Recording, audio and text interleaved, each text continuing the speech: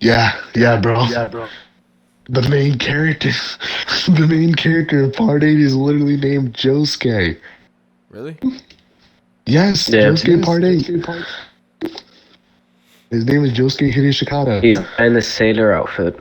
So, Golan, can you give me your opinion on each JoJo part? I want to hear it. Stone Why? Ocean and Part 1 are the worst ones. Why do you think that? Part one is bad because of the fact that the only thing that you really need is the beginning and the end. Part one isn't terrible though. It's serviceable. It's just very mediocre and kind of hard to go back to watch. Part two is really good all the way through. There's not really a lot of complaints. I think the only complaint I have is that the Redstone of Aja kind of sucks as a MacGuffin. Um, fucking part three. I think part three is really overhyped. I think the only thing that matters is literally the first two episodes and Dio's world. Mm-hmm. The Battle of Egypt is really fucking boring. Its pacing is a little screwed up. Part four is not bad, but it meanders. It meanders a little bit, especially with the July 9th arc. Mm-hmm. Like, why do I need to know that Josuke and Okuyasu are fucking around with an electrical tower? Like, why do I need to know that? But that's neither here nor there. Part five is solid as fuck. Like that is one of the best parts I agree. by far. Part five is goated because of Diablo and because of fucking King Crimson and because of just a lot. The only issue I'd give it is the fight at the end. The fight at the end could have been better, but Mm-hmm.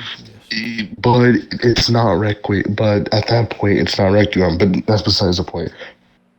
Part six is undermined a lot, but it kind of deserves it a little bit. Part six has one of my favorite fucking side characters and one of my favorite stands. Mm-hmm. But I don't know. Part six, it feels like Jolene got sidelined in her own story. Like near the end, it feels like she gets totally sidelined, and that doesn't help the fact that she didn't even really do anything to kill Poochie. Mm-hmm. I agree with that. She just got speed sliced and fucking turned into a fucking just got turned into a Swiss cheese. And what do you think about Snowball Run? Goated the best part of JoJo. By far, best villain, best character, best arcs, best stands. Part 8 is a little funky though. I like Part 8. A lot of people don't like Part 8 because it's kind of all over the place, and it is totally. Mm-hmm. I think Part 8 is just better Part 4. I've seen bits and parts of Snowball Run on like the online and stuff. It looks really interesting, and when I played the JoJo game, it seems like it's pretty interesting characters, like with the Zeppeli and the fucking Also, Part 8 is the first time JoJo ever became adult. a what? Adult. Wait, an adult? Yeah, like okay, so part 1 to 6 were all shonen. They were all shonen, like they were shown in Shonen Jump. But part 7 and part 8 are Satan. And like they can show nudity and stuff like that. Yeah. Oh, I see what you mean. And and like if you see way more gory fights in part 6 and part 8, you people cuss way more. Mm-hmm. Like stands are way more violent. Yeah, I was Fucking tired of for like example, it's probably not nothing to do with it, but like I was tired of like Netflix always blurring out like parts like that. Like they blurred out Jotaro's face when he was smoking a cigarette with like black. yeah, cuz kids are not allowed to kids under the age of 17 are not allowed to smoke. And then the same thing with like But the gory parts with like Dio always like ripping but people apart. part 7 hasn't been censored though. Part 7 hasn't been censored at all actually. But part not part 7, part 6. Part 6, if you go back and look at the gory scenes, there's nothing that's censored, and that's pretty cool. But part seven, literally the main villain of part seven, Funny Valentine, tries to rape a 14-year-old girl.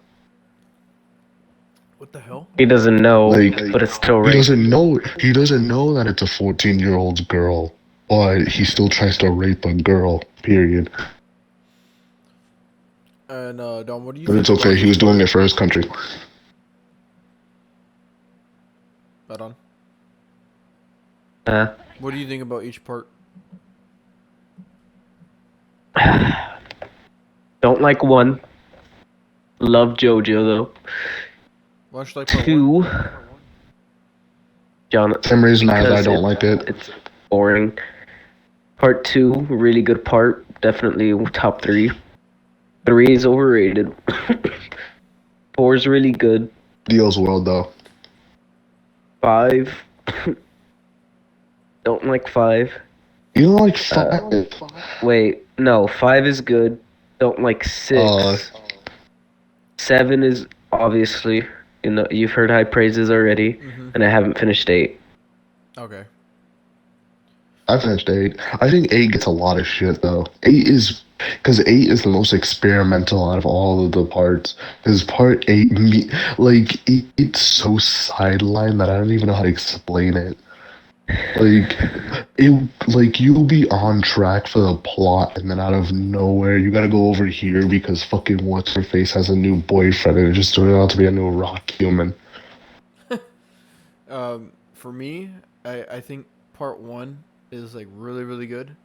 I've rewatched it multiple times, and I just think it's just got it nailed down.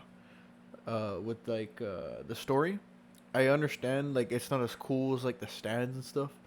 Like I don't I feel like it's really cool like with the Dio and all that, and then it goes to the Pillarmen. I think it's really cool. With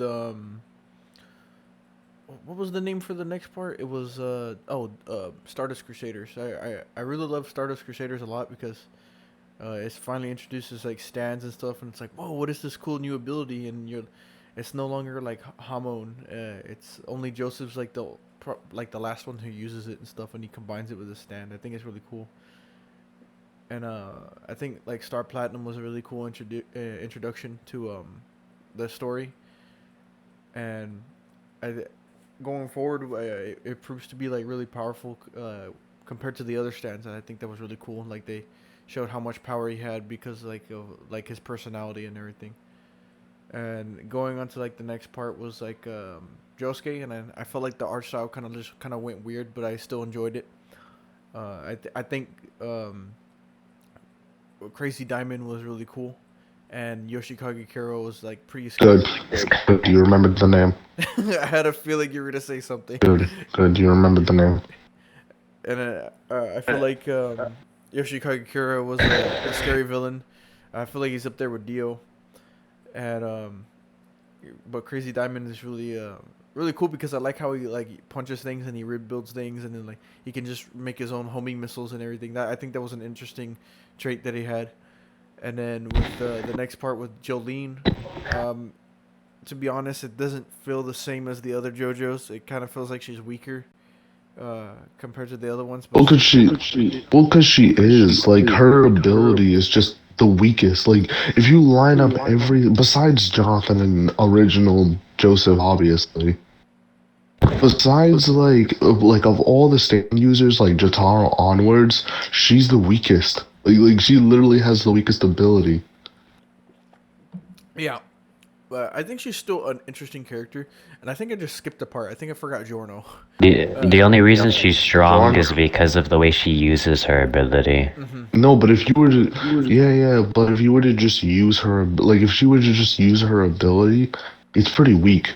The most busted ability, though, like the most busted stand for any JoJo to start off with was part eight. Start. Part eight started off. No, Star Platinum is actually not the most busted stand. Soft and wet is actually stronger than Star Platinum. I've never heard of that one. Yes, her. That's Yeah, because I part didn't do that. Someone tossed it on me. Josuke Part 8 stand. His name is Soft and Wet. You want to know what makes me soft and wet? Oh And I feel like the Giorno part two was really good. I think Giorno was like an excellent character. I like how it just branches off from like the regular like Joe Star like story, and I think like Golden Experience was really cool. And Thanks, bro. what? Wait, oh no, no, no. Golden can experience something, Oh, something. no, but I think Golden Experience and then Golden Experience Requiem were really well done, and then I really love like how the art changed from Diamond is Unbreakable, and it looks like really like they went back and did a little bit of redrawing for each character, a little bit more dramatic lighting.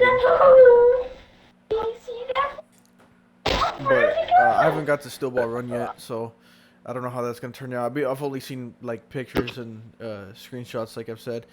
But there was one When part Johnny that starts off, when Johnny starts off, his stand can shoot fingernails, and that's about it. really, Yeah, and the only just spin. He can spin. the only thing I But was they're like confused bullets. about is that Yeah, he shoots him like bullets. I saw the Diego Brando with the world. Alternate world Diego. What is that? What is that about? I'm not explaining Cool. that to you. You just have to read it. It's one of the most hyped Because moments in all in of order to explain JoJo. that to you, yeah, he has to explain D4C. And in order to explain Yeah, D4C, you need a pen and paper ready. Can you do exactly. it? Oh No. my Please. god! Wait. Do you want me to? Really? Yes, please. I want to hear you. Okay.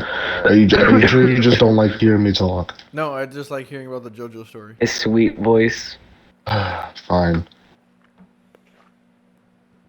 D4C. First, we have to start with D4C. It's the stand that was given to the President of the United States when he absorbed Jesus Christ's heart in the desert. Fucking D4C is a stand that allows him to, like, travel to parallel dimensions when he's in between two objects. Like, for example, if he's in between, like, a door and the wall, he can transport to a different dimension. He can also do this to other people. He can also pull other people into different dimensions. He can also pull himself out of other different dimensions. He uses an American flag in his back pocket. He carries it around everywhere, and he puts himself under the covers. He can just travel to a different dimension whenever he wants to. And if he dies, a funny Valentine from another dimension will replace him infinitely. Because there are infinite funny Valentines, and he can interact with how many funny Valentines he wants to. However, if he drags you into a different dimension, you will get absorbed you will get absorbed into your other self, almost like a magnet, and you'll explode, erasing you from the universe. What the fuck? So, during the final fight, when he killed a very important character, Johnny went absolutely apeshit, unleashed Act 4, which beat the ever living shit out of Funny Valentine because Funny Valentine got the ability known as Love Train. When he when he used Lucy Steele, who was a surrogate for Jesus Christ, as a stand, he used her, and he was allowed to get Love Train, which averts all catastrophes to different parts of the world using fate. In order to him, though, because it was impossible to beat him, no matter what, no matter who tried, no matter if Johnny tried, no matter if Hot Pants tried, no matter who was trying to beat him, it would always get averted because he's invincible at this point. So, my boy Johnny, in an act of rage, Act 4. He upgraded his stand to Act 4, which ripped apart fate itself and used the power of the infinite rotation, beat the ever living shit out of Funny Valentine, sending him into a spinning vortex forever, where no matter what, his cells are going to be spinning at high velocity for eternity. That's insane. Yeah.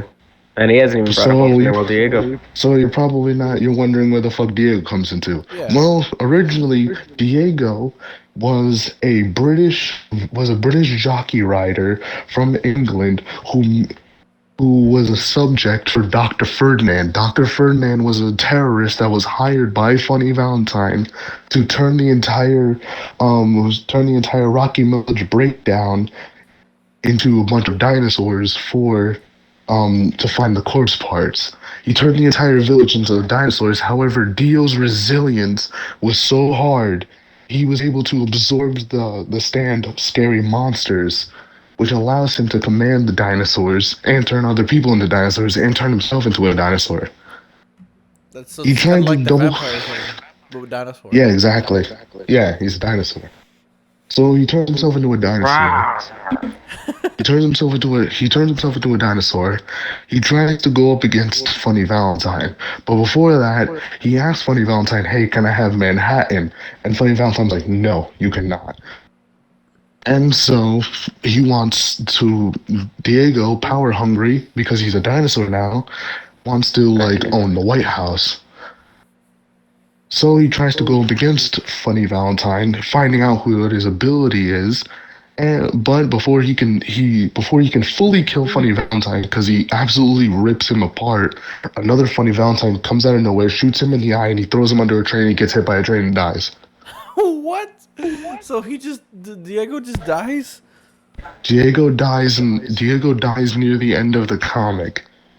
So there's no stopping, As like, no matter what, there's no stopping that one character. What was his name again? Funny Valentine, Yeah, there's no stopping him. because he mauls him to death. Like when he Can't turned into a teleport dinosaur, if he's being slashed. he mauled because as he was about to kill Funny Valentine, right then and there, he mauled him to death. However, the door just so happened to be right in the right position. He was able to summon another Funny Valentine who took his place and shot him in the eye and threw him under a train. What the fuck?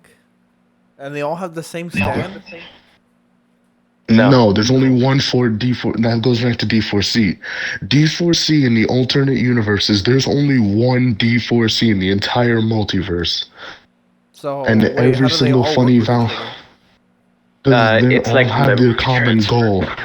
Like, okay, so when one Funny Valentine, say this Funny Valentine gets shot in the head, right, and he has D4C, D4C automatically goes to another universe, grabs another Funny Valentine, and brings him to this base universe in which he knows everything that happened. He has all the memories, and he knows how to counter it. And so that stand just kind of just bonds with that other funny Valentine? Yeah, because every Funny Valentine in the world, in the universe, has one common goal: protect America. What the? That sounds like an There's only interesting one. plot. There's only one D4C in the entire multiverse, and all the other Funny Valentines all killed Johnny. They all killed Johnny in their respected universe, so they know how to defeat him. But they're still on their toes because they don't know when he gets defeated. They just know he gets defeated at some point or another. So, Funny Valentine dies roughly like 7 times throughout the entire story. so does Johnny end up dying? No. Johnny, Johnny, like I said, gets Act 4 of the Golden Rotation and beats the ever living shit out of him. And when he starts to spin, he goes into Funny Valentine, panicking, goes to a different universe and tries to pull whatever he can to help him. Pull different stand users, pull anything he can. But obviously, he's like, "Oh shit, I'm gonna be spinning forever. Oh no worry, I'll just go to a different universe with Johnny." No, Johnny won in this one universe. All the other Johnnies are dead. And if they're dead, they don't have Tusk. So he's fucked forever. What the hell? There's only one Tusk across the multiverse. There's only one corpse part across the multiverse. That's such a cool, like, It's a singularity. it's a cool story, like, no doubt. But when back to what I was saying, D4